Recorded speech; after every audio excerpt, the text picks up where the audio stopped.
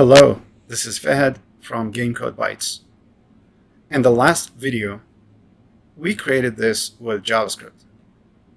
You have a rectangle, and this rectangle will bounce off the ground every time it hits it. And also you can control it using the keyboard. Now this is good, but in this second part of bouncing with JavaScript, we want to create something different. We want to create a bunch of springs on the canvas so that every time this rectangle hits any one of those springs, it will bounce off that spring. So let's get started. I want to note that I'm going to use the same code base I used in bouncing part 1, but for sure we're going to do some refactoring here, and I'll speak on that in just a minute. And also we want to create a bunch of springs on the canvas, and we want to create a function that will be responsible to detect if there is a collision between the rectangle and any one of those springs on the canvas. And then we want to respond to that collision. First of all, I want to note that I'm going to use the same code base I used in bouncing part 1, but for sure we're going to do refactoring and add more logic to it. And also let's think about the things we want to do here. So we want to create a bunch of springs on the canvas, and we want to create a function that is responsible to detect if there is a collision between the spring and any of those, between the rectangle and any of those springs on the canvas. And then we want to respond to that collision. And before that, I said that we want to do some refactoring. So let's think about the refactoring section. If you think about it, the box object and the spring, they're almost going to be the same. They're going to have X, Y, width, height, and color. And maybe the only distinction between them is the velocity. That the main character of the game is going to have a velocity, and the spring, maybe it doesn't need a velocity. But in the future, you can also add a velocity to that spring. So you can move it right, left, up, and down. So let's do this first section of the refactoring. And instead of creating an object for the box and also another object for the spring, we're going to create one blueprint for both of them. So I'm going to create a function called maybe quad. Quad is kind of like a general name for any shape that looks like a square or a rectangle. And this quad is going to accept X, Y, width, height, and color. Then I'm going to say this.x equals X, and the same for the rest. Width. And also I'm going to create the velocity object. Set its X to 0 and its Y to 0. Okay. Now instead of using this to create the box, I'm going to refactor it to use it this way. Const box equal new quad. Just gonna say 100, 100, the X and Y position, and then the width is gonna be box width and box height, and I'm going to use orange. Okay. Now, if I remove this, I should be able to see the box just like how it is now. Let's try it. Nice. Now I'm going to create a bunch of springs and draw them on the canvas. So let's do that. Let's say we'll create 5 of them. Then we'll use the same logic we used there, but we will say spring equals new quad, and then just going to use a random value for its X and Y. So we can say the maximum value is going to be the width of the canvas, and same goes for the height of the canvas. And then I'll insert a new line. The spring width is going to be, for example, 100, and the height, let's say 20, and the color we can use maybe blue. Okay? Now, nothing's going to happen because we need to render those springs on the canvas. And before doing that, I want to mention that I'm going to refactor the random here because this is not very accurate. We want to render them or position them on the canvas so that they will always be contained within the canvas. Because sometimes if we keep using this random, some of the springs you will see them going out of the canvas. Like you see half of them within the canvas and the other half is out of the canvas. Okay. Now, going back to the springs, we need to render them. And there's another chance for refactoring here. So instead of pushing every spring here into an array and then we loop through them in the frame to render them, we can do it this way. We can create an array of quads. So we say quads equals an array, and then every time we create a quad, we're going to say quads.push this. Okay? This also goes for the box, the one we created here. Then in the frame, when we want to render them, we don't have to say render the box and render the spring and that spring. We just loop through all of the quads and render them. So what I'm going to say here, after updating all of this logic, we'll say quads. We can use for each here. It doesn't hurt. And then every quad, we want to do this. I'm going to steal those two lines here and refactor them to use Q. Same here. Q. And that should be it. You see? You can see the spring been rendered correctly. And we can also see, you can see the rectangle being rendered correctly. And you can also, all of the springs rendered on the canvas. And this is the thing I mentioned, which is using that random function, like the base random function comes with JavaScript. This will happen. Some of the springs will be within the canvas, and some of them will be out of the canvas. Okay. Now another refactoring I want to do here is separating the logic between the update, like when you update the velocity and the X and Y position for the spring, for the rectangle, and drawing all of the rectangle. So I'll create a function called render, or we can call it draw. It's going to be the same. Let's use render here. In the render function, we're just going to loop through all of the quads and draw them. And also we will clear the rectangle here because this is responsible for drawing. So now here, all we need to say is after you update everything, just call the render function and it should behave just like how it is now. Okay, nice. Now I can create another function called update. And update is going to be the function that is responsible for this logic here.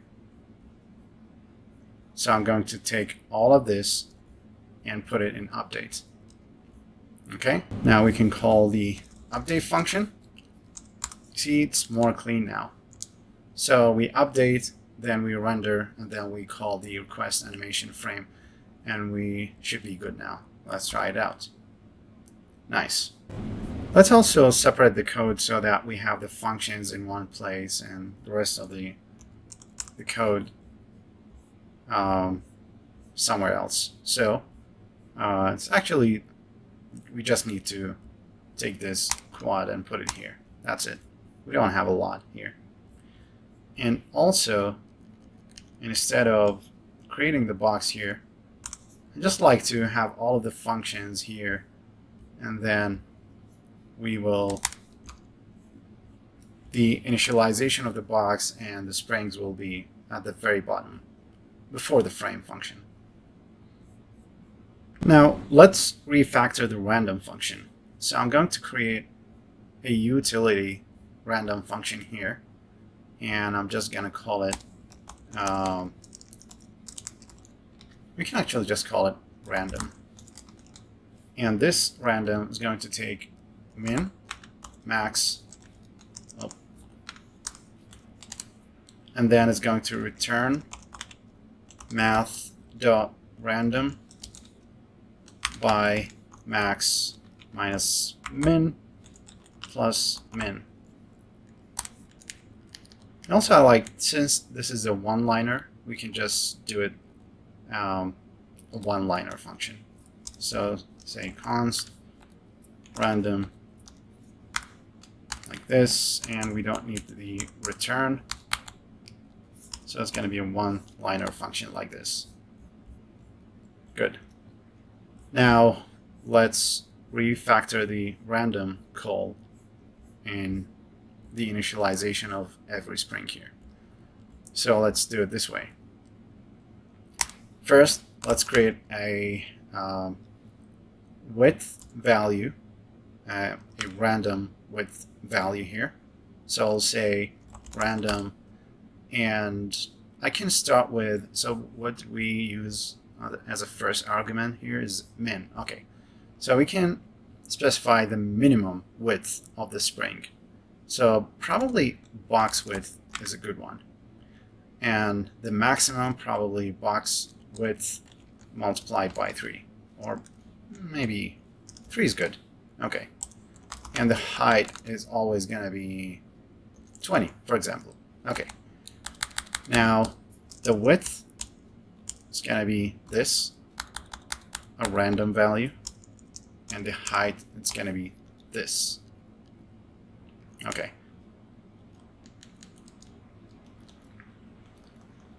Oh, no, I made a mistake here. This shouldn't be like this. This is the X and Y position. So the X and Y position is going to be also random from 0 to the width of the canvas minus the width of the spring. And same goes here. I'll say random height, probably 0, and height of the canvas minus the height of the spring. And here we will specify and add the width and height we created. Let's try this out. Okay, let's try one more time. You see, it's all contained within the canvas. 5 springs always contained within the canvas. None of the springs should go outside of the boundaries. This is good.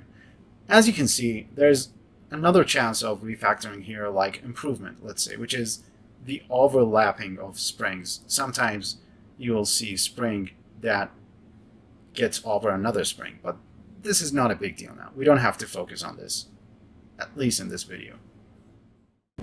As I mentioned before, we need to create a function that is responsible to detect if there is a collision between the rectangle and any one of the shapes on the canvas. And there are tons of algorithms there for collision detection. But in our case, we need one of the simplest algorithms for collision detection. And I think it's called axis align bounding box or something like that. And basically what it says is that if any one of the vertices of a rectangle or a square is contained within the other shape, that means there is an overlap. It's very intuitive. You see, if there is any vertices, any of the vertices of one shape is contained within the other shape, that means there is an overlap. There is a collision detection. And I'll explain that when we write the code for that function. Now we need to create the function for collision detection. So I'm going to create a new function called isHit.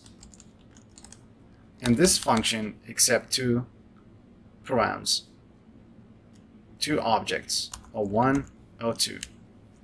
And what I'm going to say here is that if O1.x plus O1.width, if position of the first shape plus its width is greater than O2.x, and also O1.x is less than O2.x plus O2.width. And the same logic will goes to the y and the height, exactly the same. So we'll say instead of x, we'll use y, and instead of width, we'll use height.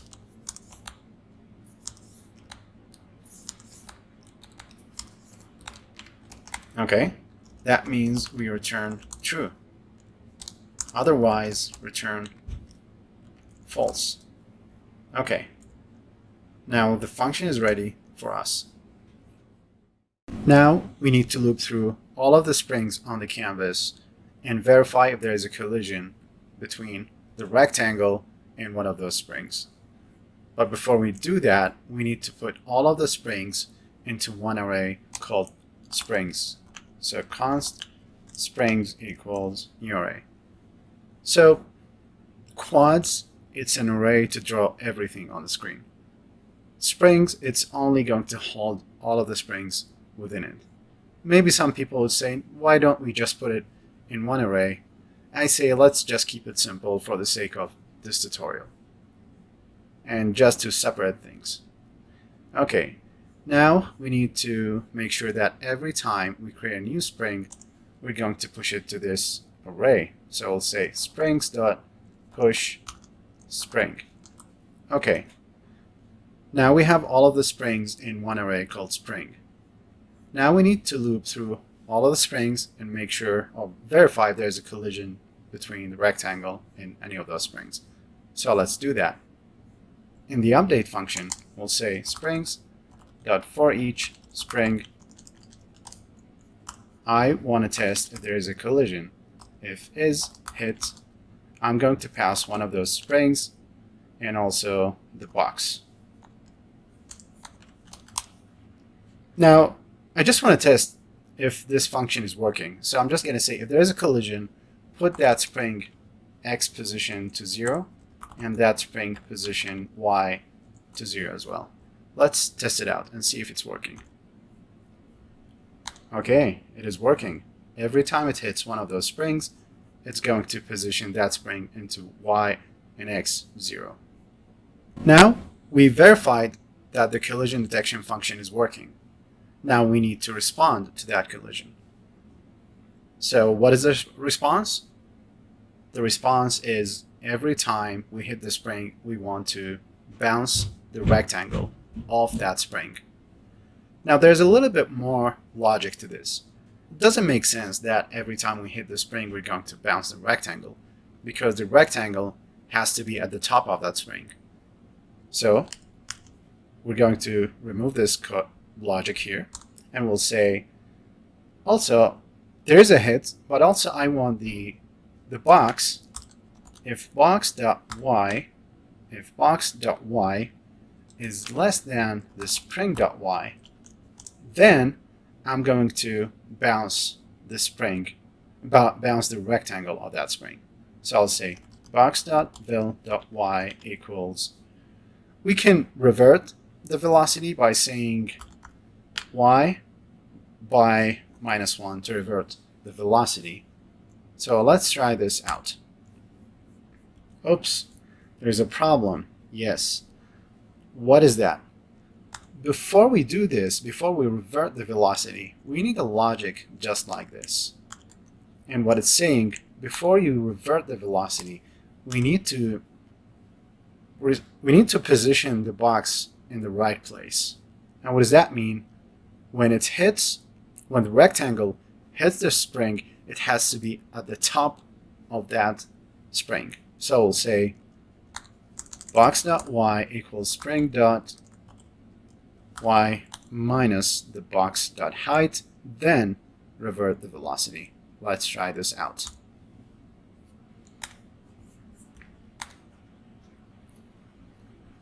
Okay, nice. Now we have the box bouncing off any of the springs on the canvas. And we did a little bit of optimization by saying if box.y position is less than the spring's y position. But we can do a little bit more than this. We also want to make sure to say that its velocity is greater than 0. And that means the box is falling down. We will do that when the box is falling down.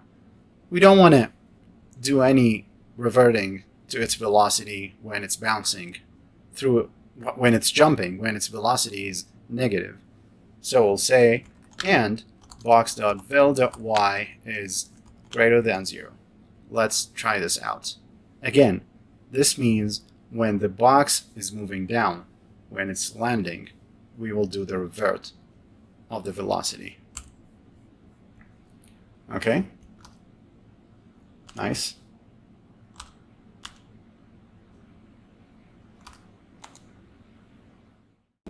Now, as you notice something, every time it hits one of those springs, it will reflect based on how much gravity was added to that velocity. And that's okay, like this is a real life thing. Because the more you gain velocity, then you bounce off that spring, you will bounce for a longer distance because you have a lot of velocity when you were falling down into that spring. But if you want to make it a little bit more consistent, instead of reverting the velocity, you can literally say, when it hits the spring, I want its velocity to be minus 15. And also we can do this on the ground as well. Every time it hits the ground, we can say 15. So we can also say const max, not max, let's say bounce val equals 15, minus 15. So we can use that here. Let's try it out. See, every time it hits one of those springs, or even the ground, it will bounce with the same value, with the same force. As you notice something, every time the rectangle hits one of those springs, it will bounce with a different value, because it all depends on how much gravity was added to the y velocity of the rectangle. If you want that, that is okay. But we can also make it more consistent so that every time it hits the spring, it will bounce with the same value. So we can create a new constant called max, or not max, we can just say bounce val equals maybe 15. And then here, instead of reverting the velocity, we can say bounce val. And for sure, we have to use a negative number here. So when it hits the ground, it's going to bounce. It's going to assign bounce val to the y velocity of the box. And same logic goes here as well when it hits the spring. So we'll say bounce val. Let's try it out. See?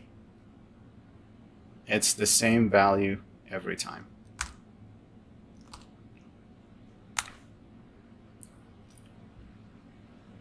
Okay, nice.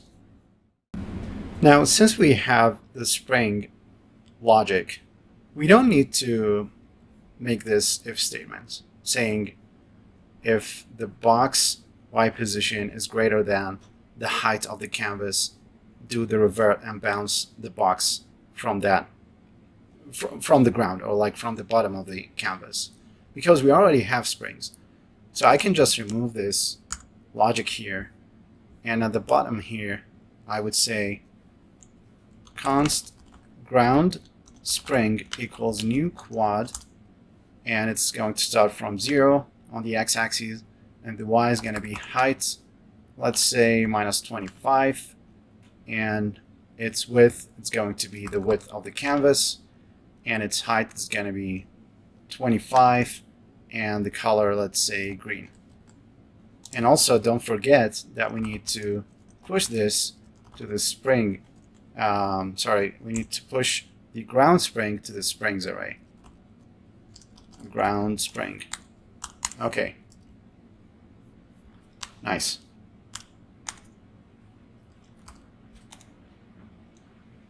You see?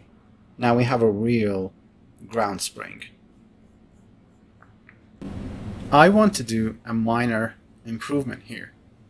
Instead of throwing these springs just randomly, at least on the y-axis, I'm just going to use a simple formula to organize this.